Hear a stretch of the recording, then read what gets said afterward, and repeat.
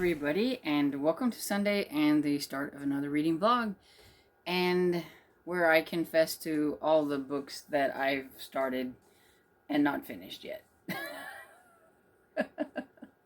I told you I had a lot of them in the previous reading vlog, and so yeah, now I'll talk about them. Okay, so anyway, yeah, it's Sunday and it's kind of warm, and I think today, after I get done with this introduction, that I am going to finally take the plastic off of my windows. I think it's time. I'll be able to open up one of the windows and let a little bit of cool breeze come in, and then I'm going to have to clean the air conditioner that's in the other window out like you normally do before you get started, and that way I can start turning it on, because it is supposed to be in the high 80s and maybe even some 90s this week, which is very unseasonable warm for this type of year. Usually it's like in the maybe the 70s and 80s, but not 90s. So it's like we go from like one type of weather to like another. There's like, it's like rain or super hot. But at least it's going to allow us to maybe dry up a little bit, and then I'm going to have to mow, which I hate, but that's how it is. Anyway, we'll just get on with the books. So I am currently working on The Natural Genius of Ants by Betty Coley. I really need to get to work on this one and get it finished. It actually comes out on the 10th of this month, I think, which is right around the corner, and I'm only like, I think 35% into it, so I really need to get it done. It's just not what I'm wanting to read right now, I guess. It's not that it's a bad story, just it's not moving fast enough for me. It is a middle grade contemporary, and I just don't read a whole lot of those, and I can be kind of hit or miss with them. And I'm hoping that this one picks up a little bit. We've just basically gotten the ants, and they've started making like the tunnels in the ant farm. So I'm hoping that, something fun is going to happen. I don't know. We'll see.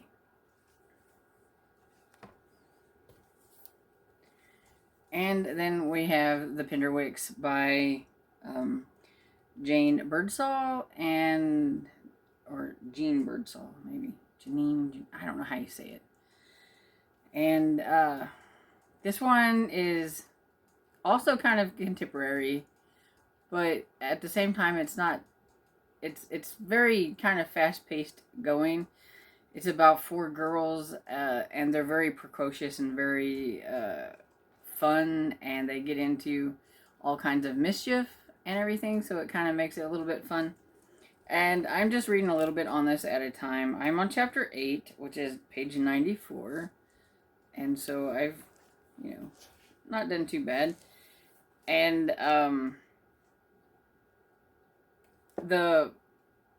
it's about a father and his four kids. They go to Arendelle Cottage to like spend the summer. They meet this boy that is there, who his mother is not very nice. And Sky, one of the girls, doesn't get off to quite a great start with him, because they bump into each other, and then she talks about how grumpy and mean this woman is, and then finds out that it's his mother. So they don't get off to a great start. But yeah, so it is called A Summer Tale of Four Sisters, Two Rabbits, and Very Interesting Boys. So yeah, it's just about their summer and the hijinks and stuff that they get into, and I guess all I can say is it's very wholesome.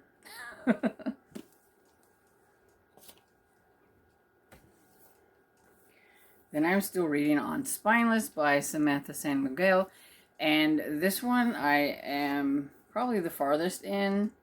I am a little over halfway. I'm on chapter 23, which is 131 pages in. It's only 246 pages. So this one is the one that I'm hoping to finish by maybe tomorrow, if I can. It's a lot of fun. It's about Algie and Frankie and Lulu, I think is her name. Yeah, because they've got fancier names, like hers is like Francesca or something like that. They're not naturalists. They were something. They want to be something else. It's historical, and they're all three of them are wanting to do something environmental. I guess you could say, like, because he wants to be a naturalist. They were wanting to be something else, but I can't remember. But it has to do with sort of a naturalist type thing, and they discover a new like species, and they have to kind of keep it quiet because of some things are happening. uh Algie used to have, like, he had this hero. His name was um Captain Champion or something like that. I can't remember. I can't remember what he's called. I know it's Champion, but I don't remember if it's Captain or Colonel or something like that. Anyway, he's a naturalist, and he kind of went by what he done, but then he's met him in real life and finds out that he's not quite as great, and so they don't want to let known about this new species because that champion guy is there, and they're afraid that he might do something like capture it and do something, exploit it, kill it, all that stuff. And so yeah, they're just trying to hide that right now, and that's pretty much what's going on. I do know that it's kind of, I think the author was wanting it to be a little bit of an environmental learning thing, so we'll see. And then I started, because, I just did, Charlie Thorne and the Curse of Cleopatra. Ugh. By Stuart Gibbs. And I'm not very far into it. I'm only on chapter 5, so it's 45 pages into it. It's a little chunky, which is why I kind of wanted to get started on it. Basically, I'm reading like a chapter or two of these before I go to bed to try to get into some of them. That way, maybe I can get them done this month, because I read slower when I have to read paperbacks. I love holding up the paperbacks for everybody, but I do read slower. And I do have this as an arc. I have this one as an arc as well. I have a lot of arcs going. And so this one is about Charlie Thorne, and she's a 12-year-old who is like off the charts genius, and she is a millionaire because she stole a bunch of money, and she kind of goes on these adventures. Like, it reminds you a little bit of an Indiana Jones type thing. In the first book, which was The Last Equation, she had to help the CIA, which her half-brother works for, and so he kind of ropes her into helping, and because of that, now she's got a bunch of people after her because of something that happened, which I can't say. Now she's got international thieves and governments and everybody after her. And she also has realized that there's these other, like, big, I don't want to say like treasures, but like these big discoveries. And in the second one, it was about Charles Darwin, and in this one, it's about Cleopatra. And so she has all kinds of people chasing after her while she's trying to figure out what it is that Cleopatra hid. Like, was it gold, or was it, some information or whatever? She's trying to figure it out. Meanwhile, the CIA is chasing after her, plus thieves and other governments and all that stuff. So and you gotta kind of suspend your disbelief a little bit, because I mean, she's 12 years old and she's smarter than all these adults. And then we have another Stuart Gibbs, which is Spy School Project X, which is the 10th book in the Spy School series. And this one, like I said, I'm about the same amount into it. I'm 58 pages into it. Chapter 5. There we go. And this one is one of my favorites by Stuart Gibbs, and it's about Ben, who inadvertently ends up in spy school, whether he wanted to or not. And now he's just trying to survive. But because he's thwarted the bad guy Murray's plans like a lot, Murray has now put like a bounty on his head. So he has all kinds of assassins and everything trying to kill him. And he has his friends trying to protect him, plus the one of the teachers and stuff like that are trying to protect him in the spy school.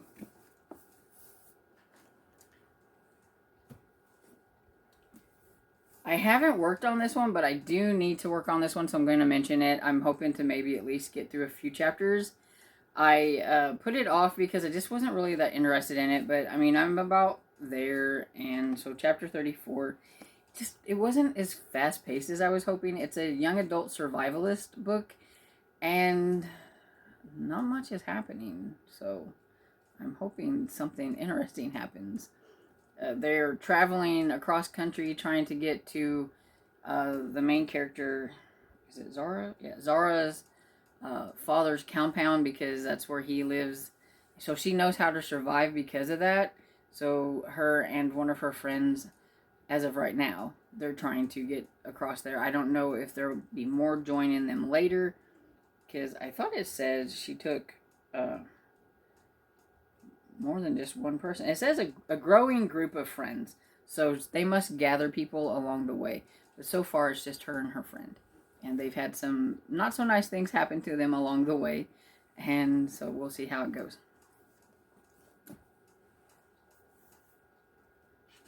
Of course, I am working on Gone with the Wind by Margaret Mitchell. And I have this much more to go. So not too bad. I'm plowing through it quite good. I'm on page 635. It's chapter 37, I believe. And so yeah, Scarlet is still and I really like Rhett Butler, and I like Mammy. She is the black lady who was a slave that worked for Scarlet and everything, and now that the war has happened and it's ended and they're all free and everything, she still sticks around, but the way she isn't quite as afraid to speak her mind now, it's kind of funny. She really tells Scarlet off a couple of times, which I liked. And then I do like Melody, but she's kind of a weakling character, but she's still a nice character. She had a baby during a time period where there was nobody to help her through it, and so she's never really recovered, I don't think, quite from that experience. So, you kind of feel bad for her and everything, but she's also the one that's married to Ashley. I can't say his name without saying that, because that's how Scarlet's like, oh, Ashley, and stuff. So yeah, that is pretty much all of the books. Oh wait, no, that isn't. I'm also listening to Hide and Seeker by I don't know who. I have to you'll see the picture. Dara Hansen? Something like that. I really don't remember. But anyway, it's a middle grade horror book, and it's about Justin, who his friend disappeared for a year, and now he's back, but he's acting kind of strange, and he doesn't think that's his friend. Something weird has happened, and they get together at his house because his mom thought maybe if they had a party, it would make Z feel better. But it didn't. It just ended worse, I think, than it had started, because they decided to play hide and seek, which evidently was not the game to play, because once they played the game, a lot of the other kids start going missing that played the game, and evidently it's something about a seeker who is wanting them or whatever. So yeah, gotta throw a little spooky in with all this other stuff. But that is everything I believe that I am attempting to work on this week. Hopefully I can get my head in the game, I can concentrate and get some of these done. Hello everybody, welcome to Monday, and I'm going to apologize in advance if you can hear my air conditioner. It is that time of the year, and it's crazy. Last week, we still had high temperatures, the high temperatures were 60s, and the lows were in the low 40s, even high 30s. And this week it's 86 feels like 91, and the low is 70. So it's this total flip-flop. So I probably look a little shiny because it is hot. I just got home. We went to Finicky Fox, which is in a couple towns over from where I live, and it's a antique and upscale flea market. That's what it calls itself. I said that's the way that they can say we might have junk, but it's expensive junk. But yeah, I just went looking around to see what I could find. They have a really, really nice, like, old books, like, section, like, mostly romance. I will not lie. I did get a couple bags full because they range from, like, 25 cents to $2. I tried to stay under, like, the $1.50 when I went and got my books. They're mostly romance. So I'm going to have to do one book haul so that I can do another book haul, because I've got a bunch of books back here behind me that I haven't, like, hauled yet, I don't believe. And then I just went and got some more. It's a problem.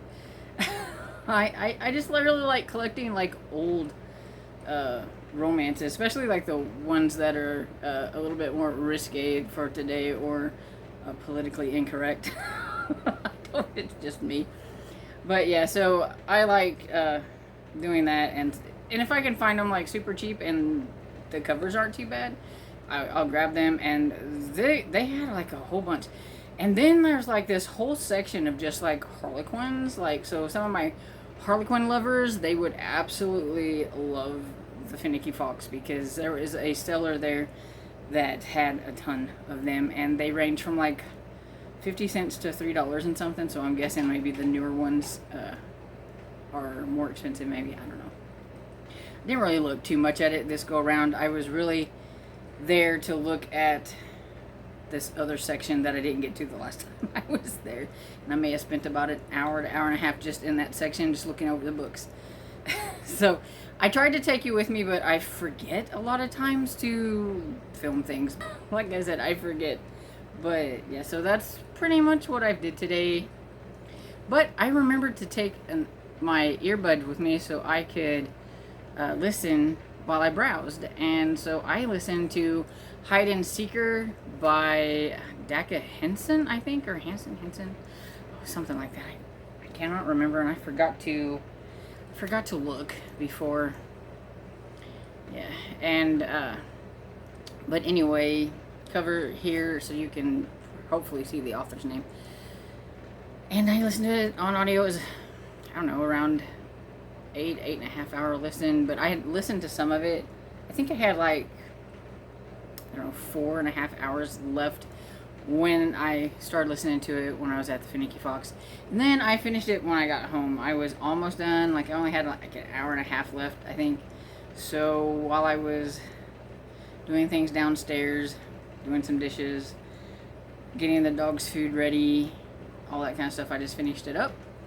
And so this one is a middle grade horror, and it is about Justin, who his friend went missing for like a year, and then he come back. But when he come back, he's like really strange.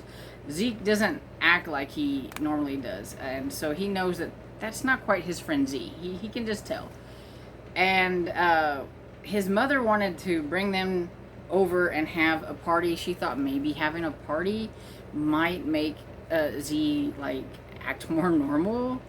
But Justin could tell when he went into the house that something was different. There was locks on Z's door and things like that. So Z's not acting very well. And they decide to play hide and seek. There was a kid there that they weren't really sure if that particular kid was invited, but she showed up. And she's the one that suggested that they play hide and seek. And when Z finds out, he starts acting really strange and screaming no and all that stuff, because that's what happened with him. And the Seeker is this, like, supernatural, like, person thing or whatever. And they like to get you to play hide and seek. He's trying to get a certain amount of, like, souls so that maybe he can come out of his hiding spot and take over a new place or whatever. And so if you get tagged, then you disappear. And basically it's if you break the rules. Didn't know hide and seek had rules, but there are certain rules to hide and seek, evidently. And one of them is you need to finish the game, and they didn't finish. Some of them cheated, this and that or whatever, and so that's what gets them tagged. And one of Justin's other friends get tagged and like they go missing, and that's when they figure out that something's not quite up. So he said he knows that Z, it has to do with Z, or Z knows something, but he wants to find out who it was that, because Z went missing when he was at a camp or something, and so he tries to find the friend that was with him when things happened, to see if he could like give him some sort of insight. He finds out that he had a mark on him just like their friend has a mark on him, and they go missing like one by one, and it's like a countdown to whoever cheated first to the one that cheated last, or whatever it is, kind of how it goes. And so Justin knows his time is coming, and he promised his friends that he would not let them down. He was going to figure out how to find them wherever they were going in this alternate place or whatever. And so then they have to try to figure out how to get back to, their time or whatever. And it was pretty good for a spooky middle grade. I could see it creeping out some people who don't really care for the spooky side of things. But yeah, I could see it spooking some middle graders too, if they're not like really, really into the spooky books. The ending was a little strange. Almost makes me wonder if there's going to be a second one.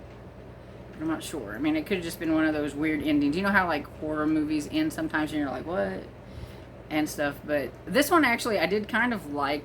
I can't say because it's the ending, but I did kind of like how it ended in a way, because this one character kind of deserved that. So, but yeah, I really liked it. I gave it 4 stars. It was fun. I would say that for middle grade, this one could be for found family, because it is a group of friends and they have to rely on each other. They call themselves the Fab Four, I think it is, or something like that. There's 4 of them, and they are friends. And then, I mean, they go through all of this stuff together to try to help the one friend that's not acting very well and all that stuff. So it could be a found family, I would think. Anyway, but yeah, it was really good. I enjoyed it. And so it's one book off of the mini books that I have going as of right now. I'm going to try not to add anything else, but I may add another audiobook. I don't know. But I do need to try to get some of the other stuff that I've got going read. So hopefully I can pop in some other time during the week and tell you that I finished something else. Hello and welcome to Tuesday, and I have finished Spineless by Samantha San Miguel, and this was cute. I liked it. I give it 4 stars. I mean, and the cover is just great. Look at that cover. Yeah, this is about Algie, who, for some reason, his name, I kept wanting to call him Angie because I just kept not seeing the L. It was Algie, short for Algernon. But anyway, he has asthma, and this is a historical. It's back in the, it says it's Hoot for the Gilded Age. So, yeah, the late 19th century Florida is where it's set. And his father has died of tuberculosis, and so his mother's afraid that maybe he has tuberculosis too, but he does have asthma. They know that, and he just has really bad lung problems, and she has heard that there's a health resort in Florida. If they go to Florida, then maybe, he would get better. And so she takes him and his older brother to a resort there, and Algie wants to be a naturalist. That's his big thing, and he's always writing down in his field manual and everything. And he meets Frankie and Lulu, and there are 2 girls who are kind of wanting to be naturalist type people too. I think they called it something different that they wanted to be, but I can't remember exactly what it is, but it was kind of like naturalist. And Frankie's not quite sure she wants Algie hanging around at first, but she warms up to him. And so they're going through like the Everglades and trying to find different things and things like that. And he's trying to have a little bit more time to himself and get away from his mother. And the only thing is like he gets himself into some doozies of trouble. And it was like, don't let that boy out, because he about got ate by a shark. He got ate by alligator. It's a good thing this new species that they discovered rescued him, or he would have been alligator food. But anyway, yeah, they do discover this new like species that nobody has ever heard of before. It is a water species. I can't say exactly what it is because I don't want to spoil anything. But they become kind of friends with this creature and everything. And Frankie wants to tell people, but Algie's like, no, we need to keep it a secret, because there is the Professor Champion, who is a naturalist, but he was Algie's like person to look up to or whatever, like mentor kind of. He'd read all the stuff that he has done and everything, but he kind of finds out that Champion's not as nice of a person or as good of a person as he thought, because he does kill animals for money. Even though he does study them and everything, he's not afraid to kill things for collectors and stuff like that to make money. He has his flying airship thing that he has, that he goes around and all that stuff, and he does these things. So it kind of deflates, you know, his like hero falls off the pedestal and everything. But then there's certain times that he can understand why he does some of the things he does. And that was a sore spot between him and his brother, and also between him and Frankie. They get into arguments about that sometimes. But basically it's about trying to protect this species of animal from people who might exploit it, and also learning more about it. And there's this thing that's called the red tide, and they think this species has been hiding in a certain area trying to stay away from the red tide, because the red tide had killed a lot of animals and things like that. And so it's just kind of an adventure in the Everglades with them trying to make sure nobody discovers the species, and when something happens that it could be discovered, they, you know, have to rescue and all these kind of things. And it was just fun. You can kind of tell that it was a little bit environmental in tone, because with the red tide and like the things that are happening to the animals, and trying to protect this species and things like that. There was this circus that was there, and there was a big deal with this Madame Maximus and some of the people there and all that stuff. But basically it was just kind of a fun little adventure in the Everglades, and during the late 19th century. So it had like some interesting things with like the airship and all that kind of stuff. You definitely have to suspend your disbelief, because it's really hard to believe that these kids did all the things that they did, adventure-wise and things like that, especially towards the end. Though I feel like that's very fun probably for middle graders who are reading it and stuff. They probably think that the adventures and stuff, then all the awesome things that they were doing is like really cool. Where as an adult, you're probably like, yeah, I don't think a kid could do that. And there was this one part where Algie has to escape from something, and it has to do with going underwater and with an old tank thing or whatever that had been in the water for like a really long time. It was really hard to believe that it would work. But, you know, okay, it worked. That's okay. But yeah, stuff like that. But yeah, overall, I thought it was cute. I got this from, where did I get it? Union It's a Sterling children's book, but I think it was Union Press or Union something. Anyway, so I had gotten this to review from Sterling Publishing, and I'm very happy to have been able to read this. It comes out in June, so be on the lookout for Spineless whenever it comes out. Also, I would like to say that this one would have fit if it's for the you, the why, you, yourself, the I, the first person. That's it. It's the first person narrative, so there's that. So that's one book down from the many books that I have going, and fingers crossed that I'll be able to get some more done before the week is over without adding too many more to my plate. But you know how I am, so we'll see. Hello everybody, it's Wednesday, and I thought I would come on here and give you an update. I did finish some little kid books and everything yesterday. It was later and I didn't want to come back on, so I thought I'd do it today. Ignore the like spriggy hair. It is frizzy hair time since it's like pretty warm. It is hot up here even with my air conditioner, but it's better than being cold, so I'm okay.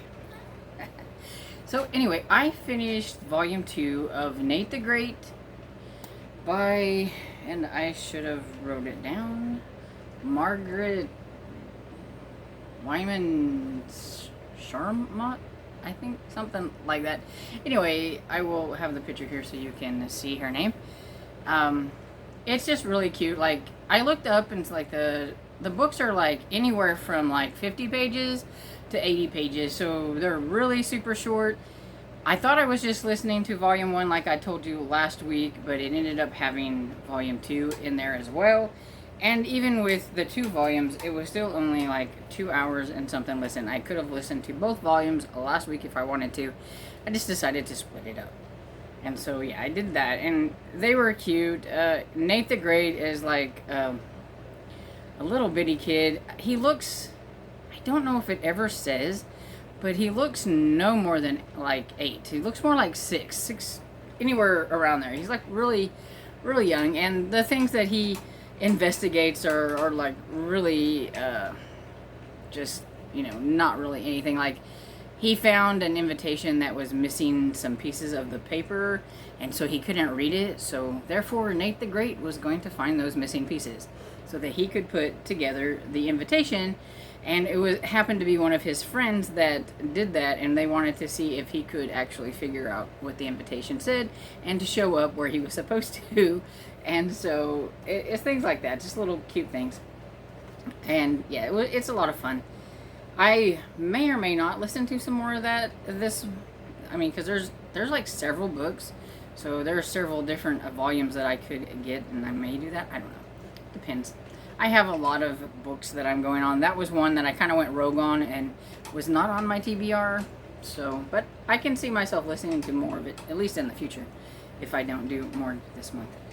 Then also I listened to Volume 1 of Encyclopedia Brown, which had Book 1 and Book 2 in it, and I was so excited. I found Book 2 at the Finicky Fox when I went looking for old books.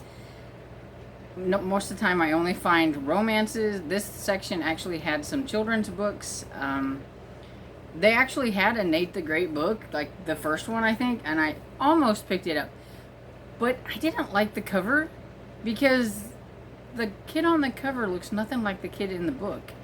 And I mean, you even open it up and like the kid in the book looks totally different, and I was like, I don't understand that, so I didn't pick it up. But it was probably about as old as this. It looked like it.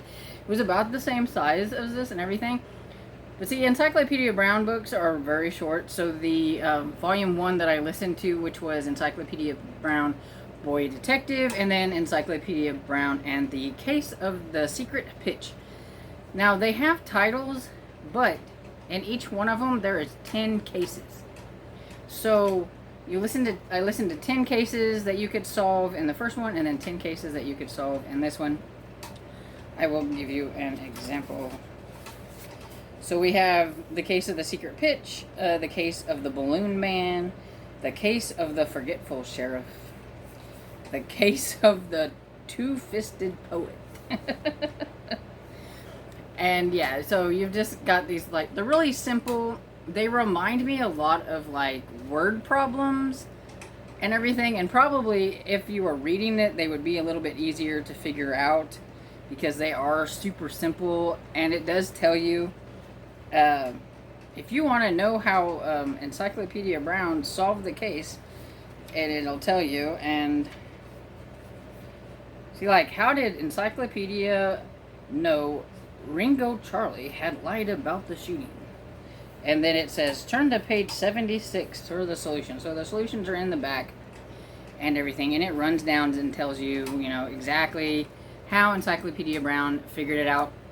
Most of the time, well, I wouldn't say most of the time, but if I was really paying really good attention to the actual, like, you know, crime, I could figure it out. And I was like, oh, I know this one. And then I'd listen and it's like, yep, I figured it out.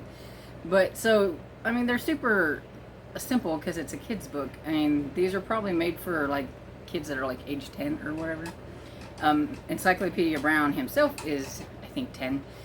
And I couldn't remember that his name was Leroy. And so it makes me chuckle when I think of Leroy Brown because, you know, the song Bad Bad Leroy Brown. So you can tell that this was made probably during the era of that song or after, maybe after that song. I do believe these are originally from the 60s. Yes, they're originally from 1965. This copy that I have here looks like it's from 1978, and probably fairly close to the copies that I probably remember reading. The cover looks somewhat familiar and everything, and the way it is and stuff, so it was probably. But it's like Brown Detective Agency, and it has his name, Leroy Brown, President, no case too small, 25 cents per day plus expenses. Now today, I bet if a little kid was going to do that, it would be like $5 and not 25 cents. But yeah, so it's funny because his father is like the chief of police, and he solves his father's cases for him most of the time too. He'll bring home a case and he'll be like, give me 3 facts or whatever. And so his father will give him, you know, the facts. And he's like, oh, well, I think this is what happened. And he will tell them, and then they will go and figure it out. And it pretty much every time he solved the case. Even when they thought they had the bad guy, he would be like, no, you got the wrong guy. And so it was just cute. My nostalgia reads, I loved reading Encyclopedia Brown whenever I was a kid, so it was a lot of fun getting back into this and reading it. I will try to read more of these if they come available. Who would have thought everybody in the world would want to read Encyclopedia Brown when I wanted to? And so we'll see. I got a package, so I saved it to bring it up here so I could open it with you guys. I just opened this so that I could see. I'm sure it's probably a book I asked for. I just can never remember what I asked for, so it's always a surprise to me when I open it up. I know, I have the world's worst memory. Does anybody else have a memory like me? Because oh, I remember. Yep, okay. This is indeed one that I asked for. So this is cool. I can get it out of there. This one, going to have to suspend my disbelief on this one because this one is, I'm probably not going to say it right, Onyeka and the Academy of the Sun by Tola yeah, that name right there. I have absolutely no idea how to say that, and I'm not going to even attempt. So this one says her power will change the world, and her power is in her hair. So looks like a little black girl with like big bunch of hair, and I guess it's supposed to. It says 12-year-old Onyeka has a lot of hair. The kind that makes strangers stop in the street and her peers whisper behind her back. At least she has Cheyenne, her best friend, who couldn't care less what other people think. Still, Onika has always felt uncomfortable with her vibrant curls until the day Cheyenne almost drowns and Onika's hair takes on a life of its own, inexplicably pulling Cheyenne from the water. At home, Onika's mother tells her the shocking truth. Onika's psychic kinetic powers make her a Solari, one of the secret groups of people with superpowers unique to Nigeria.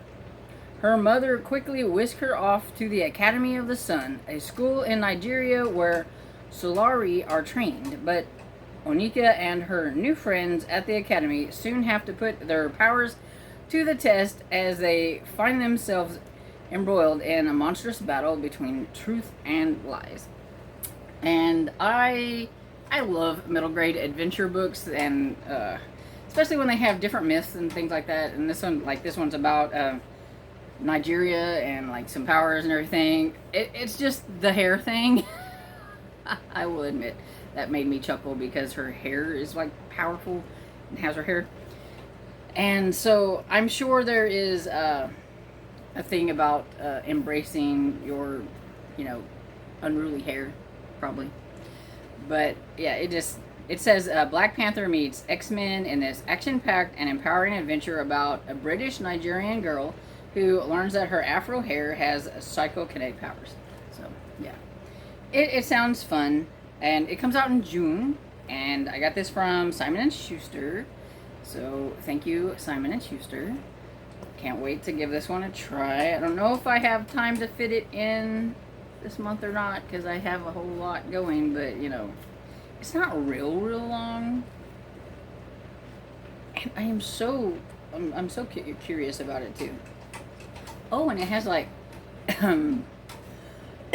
Nigerian pidgin English.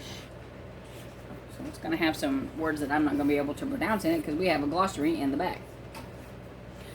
But that's nice that they put the glossary in here so that if I do want to look it up, excuse me, I can. So I do like that part. Anyway, so that's how my day's gone so far. I have not finished anything today. I actually haven't read that much today. What have I done? Oh, I did work on this. I am now on chapter 40, which is 695 pages. Still got a whopping book to go.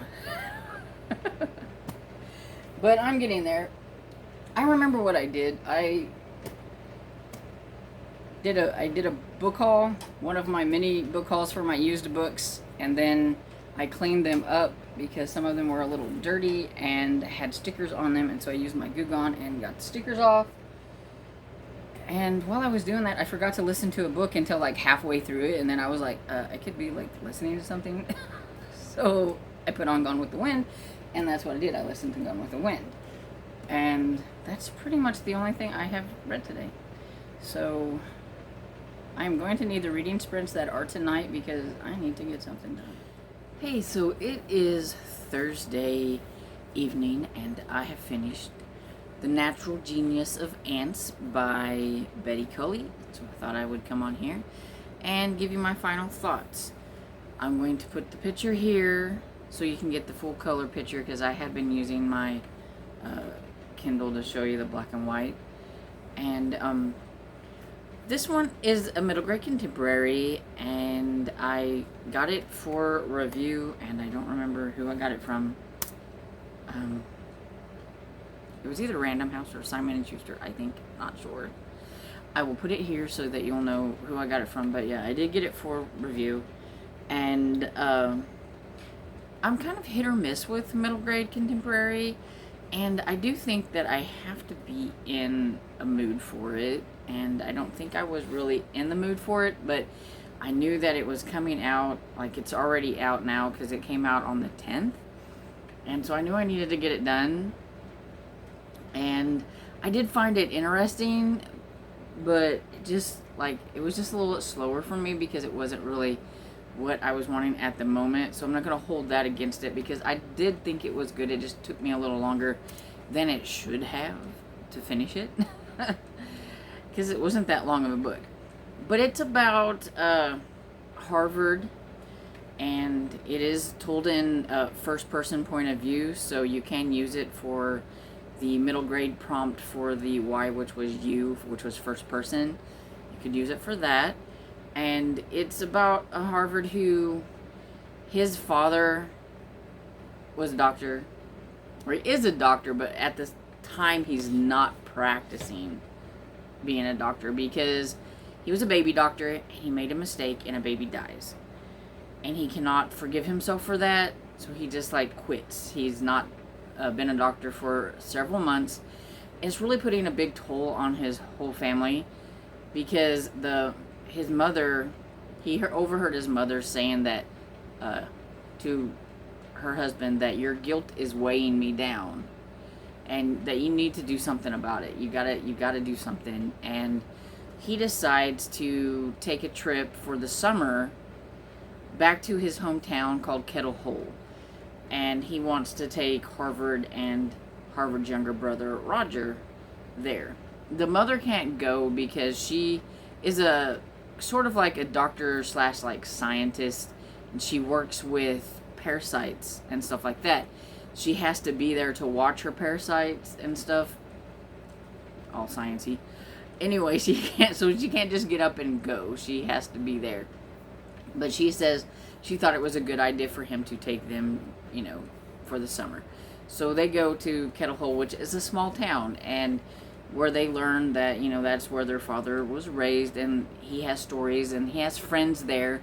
And actually, what they're doing by going there and staying at this one home is helping out one of his friends, Vern. Vern, his wife has passed on from cancer. He has a ton of bills, and he's struggling, and so he's been renting out the house, and so he rents the house to Harvard's father and Marshall, that's his name, to Marshall and Nevaeh and Vern, and Nevaeh is about the same age as Harvard, are staying in the barn that has been kind of converted into like a home. That way that they could rent out the house to make money to pay for all these bills that they have because of the cancer bills and stuff. And Nevaeh's father makes a living shoeing horses, so I mean it's not like he makes a big living, so he's really struggling, and so Marshall wants to help him out by renting the house out for the summer. So yeah, he has a lot of friends that and stuff that he knows there, so it's kind of like a place to come and to heal and try to move on, because he is really struggling. And Harvard is struggling with this because he sees his family, kind of being broken apart because of this, like the guilt, and he doesn't know exactly how to help his father, but he tries to, because it was a mistake, and trying to figure out, what he could do to help his father, but he doesn't really understand that there's some things that you just can't help people with. They've got to figure out how to move through it on their own. And he sees like his father has tried to write to the lady whose baby died several times and can never get past like the Dear Mackenzie and the I'm really sorry. He just can't get past like that little bit. And so he wants to think, maybe there's a way that he can do it. Maybe he could write a letter, and there's all these things. Well, while they're there, they're talking about some things and things that they could do, and Harvard is kind of put on the spot, and he sees some ants, and he just mentions, hey, maybe we could do something with ants. And so his father's like, hey, I used to have an ant farm, let's do that. And so they are, going to build this ant farm, and he sends off for these ants. And when the ants come, Harvard's home, but his father's not. And it says open immediately. So exactly what does Harvard do? He opens it immediately. and he's looking at the ants, and something looks wrong. They're not moving, and so he finds out they're all dead. And so he's like, what am I gonna do? I don't want my father seeing this some more death because of what happened with the baby. So he tells Nevaeh, what am I going to do? And they're like, well, why don't we just catch some of these other ants? So they dump out the dead ants and go collect these house ants, which are like a totally different species. And they decide, they do that, and they put it in the tube, and then Harvard hides it, and then he comes out like the next day and goes, look, Dad, look what came in the mail. It said to open it immediately, and that's what I did. And so his father's like, well, those don't look like the ants that they were supposed to, because they were supposed to be red, but these ones are like the black ones. And they're like, oh, well, they must have just sent us a different kind. And so they make this ant farm, and so it's kind of them, basically it's about them kind of going through the summer, watching this ant farm and learning from it. They have a little blackboard, and they ask questions about the ants, and they see, how the ants are working together. They find out that there's a queen ant in there that they got, and all the things that they do for the queen, and they just pretty much take care of these ants while going through the summer and doing things and everything. And Harvard hangs out with Nevaeh a lot, and it's just kind of a summer book and everything, and learning some life lessons and things like that, because Harvard does learn quite a few things. He makes mistakes trying to fix mistakes, and he has to learn that he can't fix everybody's mistakes, that they do have to learn on their own. He thought that if he did this, that his father wouldn't have to deal with this, but that was a mistake, because he needs to learn, and things like that. So he learns life lessons about that kind of stuff. The one thing that I wasn't a huge fan of was Harvard and his attitude sometimes. A lot of times he spoke before he thought, and he just said some not so nice things sometimes. It just popped out. But also, I know he's inquisitive, but it was so repetitive, it just drove me crazy, because he was always like, is that one word or two? How do you know if a word's supposed to be one word or two? So is wind firm one word, or is it two words? Is snowstorm one word or two? Is and every time there was a big word or something that looked like it could be one word or two, he was always like, so is it this way or that way? That just got a little old. I was just like, I don't really care. But other than that, it was fine. It was cute. It was just a nice kind of contemporary middle grade. I'm going to give it 3.5 stars, and I will probably give it 4 stars on Goodreads, because like I said, I do think that it's a good book with a lot of lessons and stuff to be learned and things like that. I just don't think I was in the mood for it, which made it just seem like it was kind of drawn out. But I did like it, and I think it was cute, and I do think if you like middle grade contemporaries that you will enjoy the book, and you should give it a try. So that's what I've done. I finished that, so I feel like I'm doing good. I'm getting some of these books that I'm in the middle of finished, so that's good. Yay me, and everything. And I'm sure I will be probably starting another book. I just don't know what. Oh, I have started a book. I have started a book. We're gonna see how it goes. I know I'm probably not gonna really care for it that much, but the Killing Time with Cozies is doing their scavenger hunt, and it was a restaurant cozy. I just don't really care for restaurant cozies that much, so I was trying to find one. Well, I didn't think my hold was going to come in, but it did. So I'm going to try Homicide in Hollow Hollow by Mia P. Monticello. I did not like the first one. I think I gave it 2 stars. I did not like Lila, whatever her name is. I didn't really care for her. she was annoying.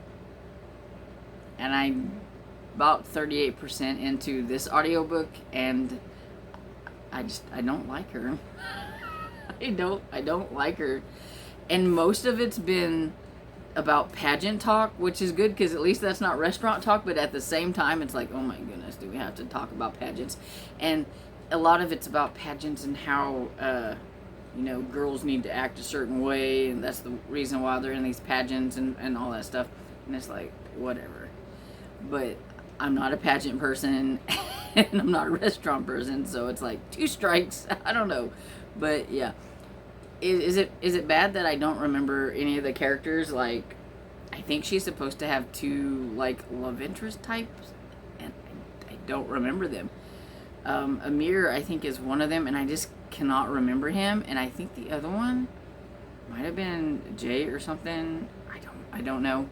But yeah, when they're talking about him, I'm like, I don't remember these characters from the first book, and I just read the first book last year, so you can tell how much of it like stuck with me because I do not remember. Yeah, I don't remember her friend. I don't remember her friend's name. I don't remember this Bernadette that I think is one of her. It's like her friend or an aunt. I don't remember. But yeah, there's like these characters being mentioned, and I'm like, who are they? I don't remember them from the first one. So yeah, it just wasn't one that stuck with me. But I needed a restaurant one, and I was curious. And I really wanted to like this series because it's about Filipino culture, and I have been to the Philippines twice. I have friends that are Filipino, and I love their food, and I know what halo halo is because I've had it, and so it was like, I really wanted to like this cozy, but it's kind of a millennial cozy, and I just want to smack the young lady upside the head. But I'm going to try to finish it. We'll see how it goes. Maybe by the end of it I'll like it, but I don't think I'm going to. But we'll see how it goes. Hello everybody. It is Friday, and I thought I'd just pop on here and just say hi and talk about how I went to the thrift store today and was looking around at things. And I come across like a section of cozy mysteries. And I was like, hey, does any of these look good? Should I get them? They were only like $1 a piece. And everybody's like, go for it, get them, all that stuff. So I just went ahead and got them. So I thought I'd do a little book haul. Kind of a mystery book haul with a couple of horror books on the side. One thing I can hardly ever find are mystery books, horror books, cozy mystery books. I can rarely find those out in the wild when I'm like thrifting. It's always romance. Romance is like the big thing. I told my dad, find me a booth with books and I can show you a Harlequin because they're probably going to be there. There's always like romance books. If it's not romance books, it's been Western books. I've found a lot of Western books. I'm not a Western fan. But if I was, there would have been a lot that I could grab. But yeah, and these cozies are like in like really good condition, so it's like either somebody took care of their books like I like to take care of my brand new books, or they didn't read them, one of the two. But now 3 of these books I did pick up at a different time, but I'm just including them in here because they're from like the same booth that had all these. But I got 2 books from the Ethnic Eats Mysteries by Kylie Logan. I have Irish Stewed and French Fried. I love cozy names. They're a lot of fun. But yeah, so this the first 2 books in the Ethnic Eats series.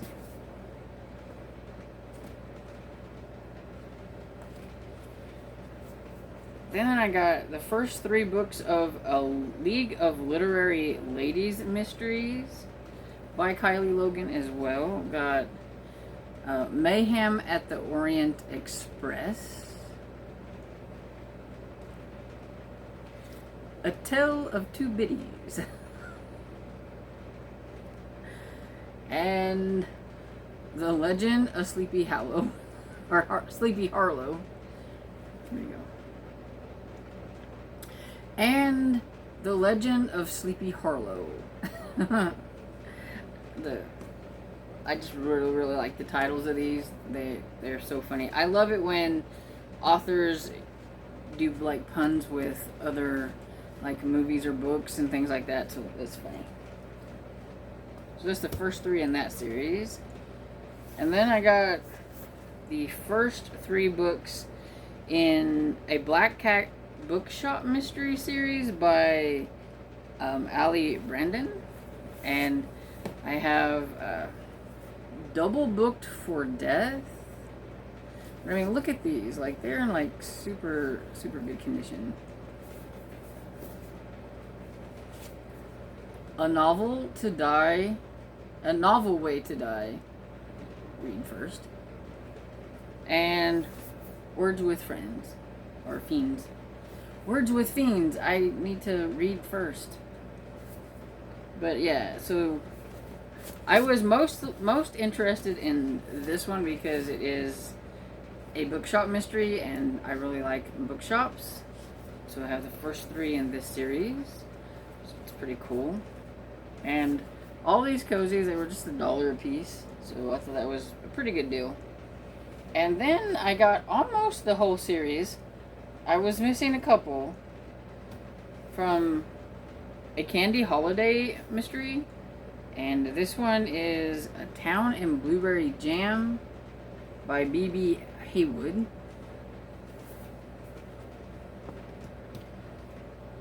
Town in Lobster Stew.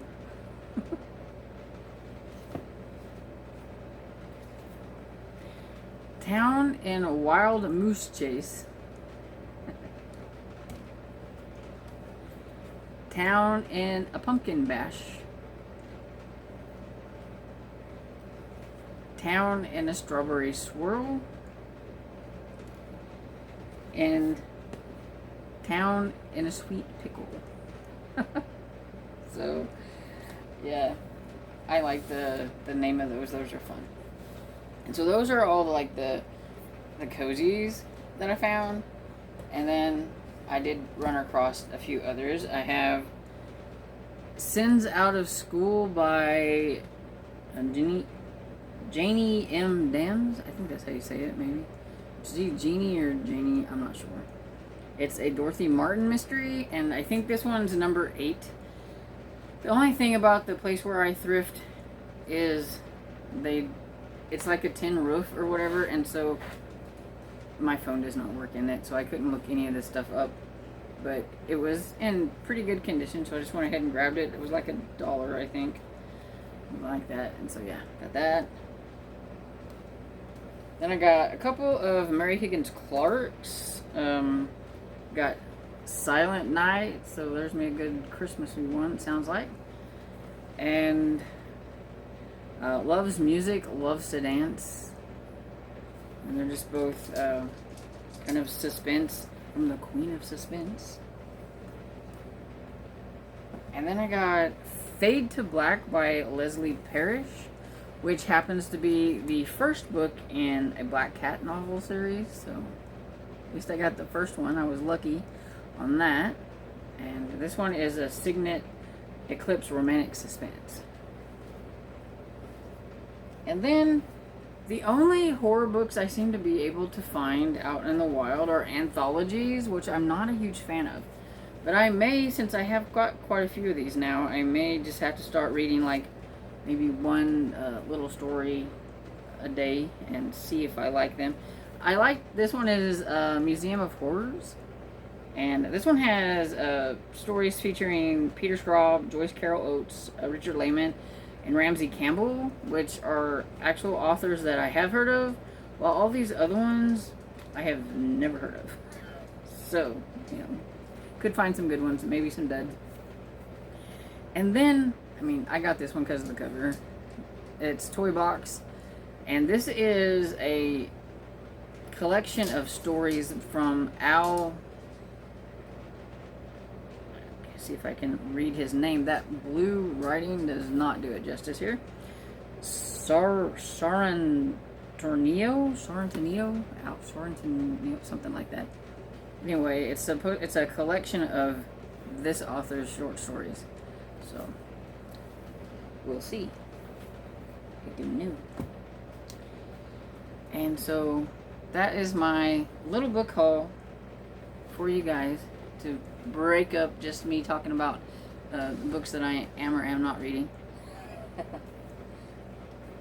I will let you know that this is probably the book that I'm going to concentrate on now. I'm not sure if I'll get... Well, I may get one book finished because I need to finish it tonight. But this is the middle grade book that I'd like to concentrate on now.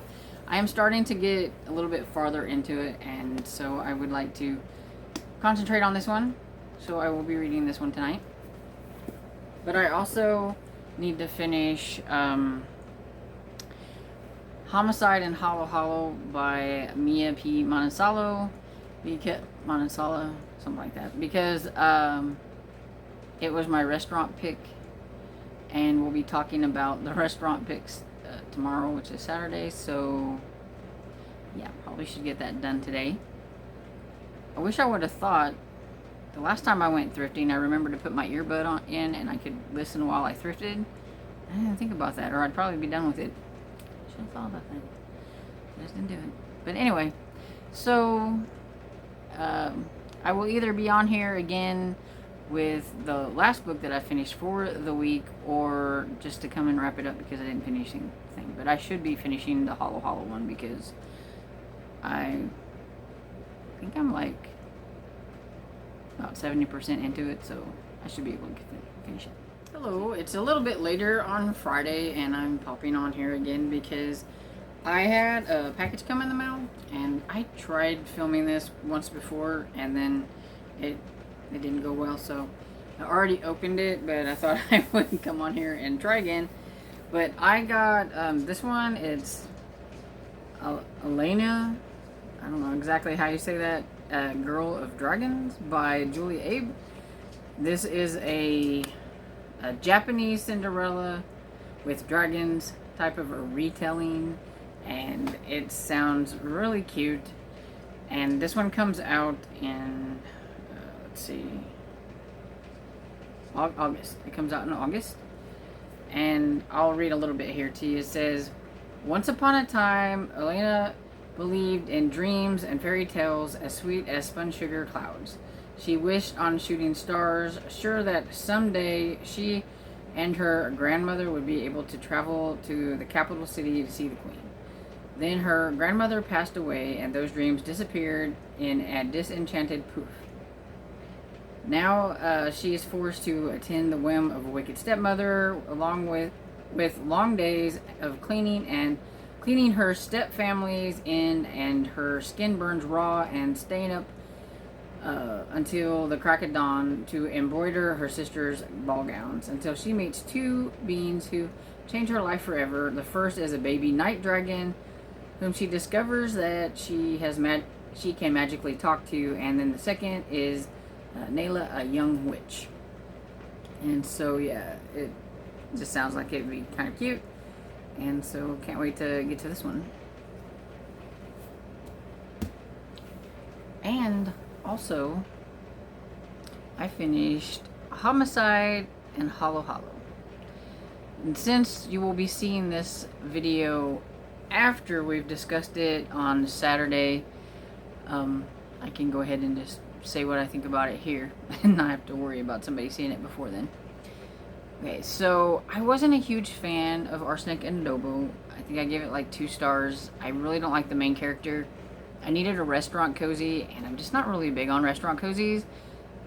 But I thought I'd try the second one to see what I thought. And because pretty much only just kind of because of the ending, I think I might have liked this one just a tad bit more than the first one. I still don't know. I'm still not really sure of my ratings, if it's not like maybe 2.5, maybe 3 stars on Goodreads. But the main character is still very self-absorbed, and I still don't really care for Leela, however they pronounce it, like 2 different ways, it seems like, and so whichever way it is. In this one, it's about a beauty pageant, and she had to, the main character had to join this beauty pageant when she was younger, but now she's a judge, and there was this other judge on there, Rob, and there are rumors going around that he might have had some intimate relations with some of the young pageant girls from before, like, and so yeah, like some of that, the seedy side of pageantry and things like that. And then he's murdered, and so of course there's probably like several different people that might have wanted to see him dead. But the one that gets accused, of course, is the main character's cousin, Bernadette, or something like that. Anyway, and so she is going to help try to figure out what happened. There's not really, to me, it just didn't seem like there was a lot of sleuthing going on. There was a few times when she would ask some questions, but really didn't feel like there was a lot of sleuthing.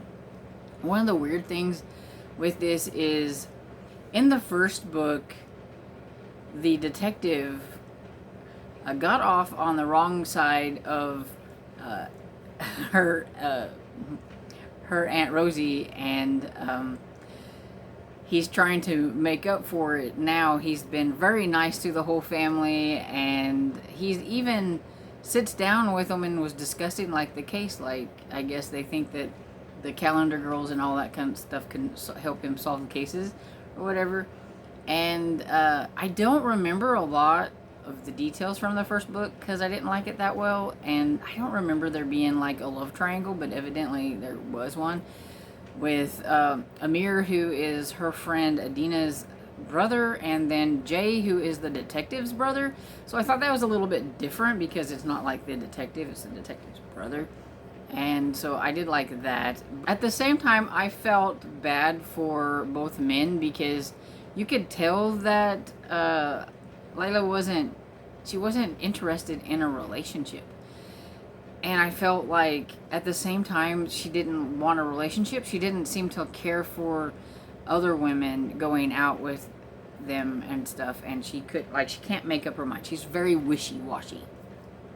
She did I think she came out of a bad relationship or something within the first one. I don't remember. Like I said, I don't remember a lot, but I know that there's reasons why she's a little hesitant on the relationships. But I'm thinking, if that's the way you're feeling and you know that these guys like you, then you should be upfront and say, hey, I'm not ready for this kind of a thing, and stuff like that, and not get mad or jealous whenever they go out with somebody else, because if you aren't ready, then let them go. That's, and so that kind of was grated on my nerves a little bit.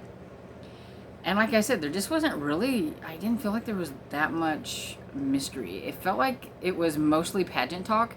And I have learned that if there's something else that I don't like in cozies, it's pageants. I'm not a huge restaurant cozy person, but I think pageants are up there with it. I was so sick and tired of the pageant talk. By the time this one was over, I had had enough. Yes, there is a lot of fat phobia type stuff because it's a cultural thing, and I think people going into this need to know that it's a cultural thing. The Filipino culture, they're like that. I've been to the Philippines, and I am an overweight lady, and our friends over there, they would tell me time and time again that I should lose weight. I should do this, I should do that. Meanwhile, they are feeding you. They are feeding you lots of food. So it's just, it's just how they are, and I just learned to not take offense to it. And so to be a proper cultural thing in the book, I can see why it's in the book. I didn't think there was a lot of restaurant talk in this one, per se, of like the restaurant.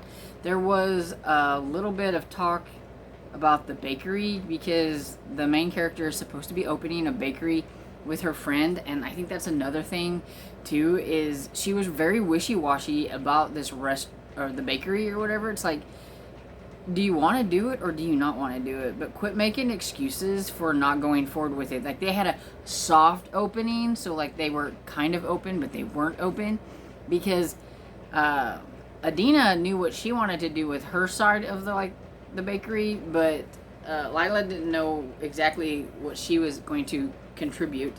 She was trying to make some recipes.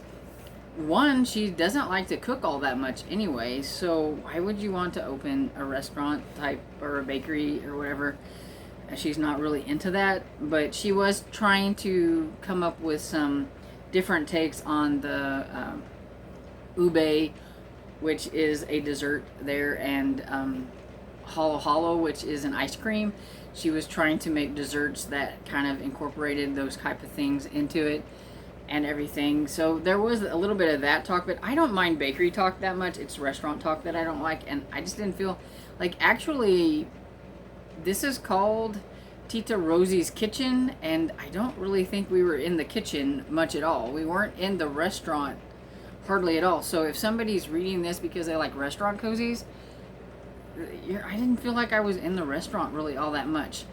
Maybe whenever they were, the calendar girls were there and they were talking with the main character and all that stuff and discussing like who might have done this or whatever it is. But foodie talk, I didn't think there was that much, or at least I didn't think there was. I was listening to it on like probably 2.1 speed or something like that, because I just wanted to get it done. It's not one that's really interesting me, but at the same time, I like the Filipino culture because I've been over there and I have friends, and I really want to like a cozy mystery that's got like that culture and things in it. And so I keep hoping that with each one I'm going to like it a little bit more. And like I said, I did like this one a tad bit more, and basically it's because of things that happened towards the end.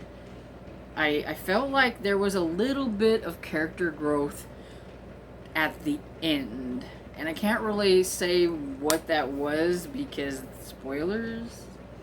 So I don't want to say exactly what it was, but it does have to do with relationships, and it has to do with like the bakery or whatever it is, and stuff like that. I do feel like there was a little bit of growth with that. That makes me think that maybe the next one might be a little bit better. I don't know. Will I read the next one? I don't know. I don't know. A part of me wants to, and a part of me doesn't. I don't think cozy mysteries should come with trigger warnings, which is what this one is, full of trigger warnings, like for, like the whole pedophilia and the fat phobia and things like that. There were several other things.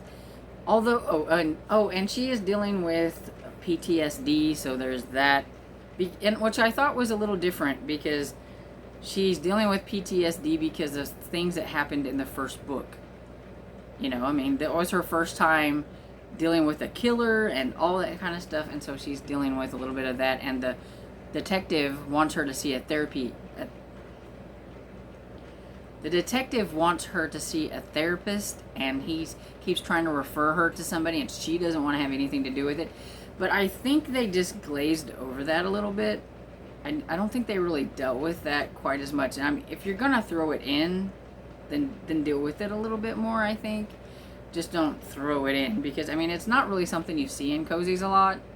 So that was different, so you should expand on it a little bit, I think, if you're going to do that. And the storyline, I think it made it really hard to really decide who the killer was, because once you find out everything that's going on and why the person killed the bad guy, it's like, okay, that's like really bizarre. And you would have never figured it out. I don't think. I know I didn't figure it out. I don't know. But that's just me.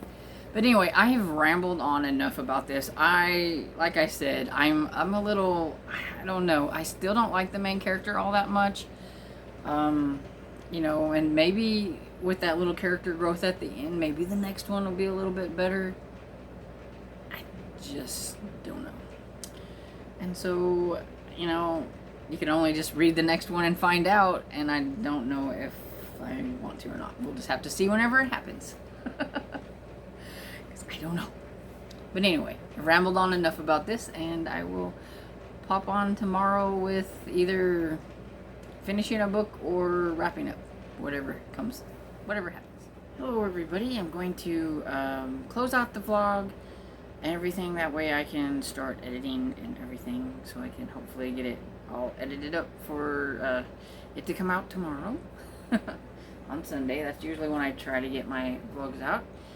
And I didn't read that much today, so I knew I wasn't going to finish anything, so I might as well just go ahead and quit now. And just kind of recap what it is that I read throughout the week real quickly. I read quite a few things this week. Actually, it was a lot more than I read the previous week, which I'm really glad about. I do have like a whole bunch of books going, and so it just seems they just start, you know, I start ending them, you know, finishing them up as I go through the month, and that's just usually how I go with things. I did read Encyclopedia Brown Volume 1, which had the first book, which was Boy Detective, and then the second book, which is Case of the Secret Pitch. It's just, each book has 10 short cases in it, and they're very short, and so I listened to the first volume, and they're really cute. This was like my nostalgia reads, and I would give these probably 3.5, 4 stars, somewhere around there. Probably 4 stars for nostalgia's sake, but I would say they were probably about a 3.5. Just really fun and entertaining. Then I read or listened to Volume 2 of Nate the Great, which was, again, 4 very short little mystery stories. Almost, I think, more kid than middle grade, but so I'm kind of counting, I think, the Nate the Great as just like one book, where I may count these as 2 because they are actually middle grade. I'm just not quite sure that Nate the Great is considered middle grade because they are super short and like 80 pages. Even some of them are shorter than that. So I would think they were more like maybe like little kid books, kind of. But they're cute. I would say about 3.5 stars on those 2. They're just cute. Then I finished Spineless by Samantha San Miguel, and I really thought this was kind of a fun, cute, little bit of an environmental, historical, adventure-ish type, kind of a light adventure in the late 19th century Florida, and it was cute, so I gave it 4 stars.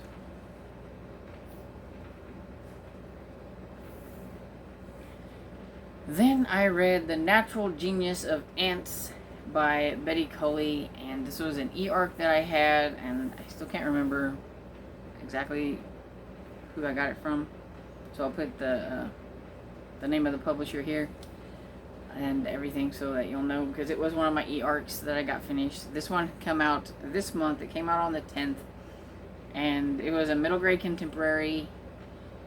I don't think I was quite in the mood for middle grade contemporary, so I'm not going to hold it against it, and I'm going to give it 4 stars because I do think it was an enjoyable book overall, even though it took me longer to read, because I just don't think I was in the mood for contemporary, but it's still good.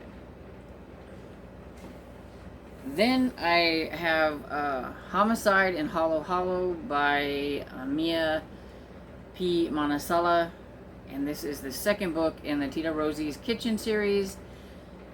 I wasn't a huge fan of the first book, Arsenic and Adobo. I think I gave it like 2 stars, but I did like this one a tiny bit better, so I'm giving it like a 2.5, 3 stars on Goodreads.